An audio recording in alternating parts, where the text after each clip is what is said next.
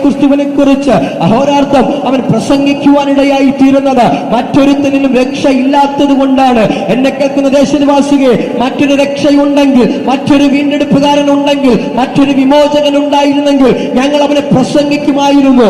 എന്നാൽ ഇന്ന് പകൽക്കാലം ദേശം മനസ്സിലാക്കണമേ, ഞങ്ങൾ അനുഭവിച്ച സാമൂഹിക വധകളിൽ നിന്ന്, ഞങ്ങൾ അനുഭവിച്ച ദേശത്തിന്റെ ദുരനുഭവങ്ങളിൽ നിന്ന്, ഞങ്ങൾ അനുഭവിച്ച കുടുംബത്തിനകത്ത്, സമൂഹത്തിനകത്ത്, ദേശത്ത് നിന്ന് ഞങ്ങൾ അനുഭവിച്ച സാമൂഹിക വധകളിൽ നിന്ന് ഞങ്ങളെ പുറത്തു കൊണ്ടുവന്നത് കർത്താവായ ശ്രീ യേശു ക്രിസ്തുവാണ്.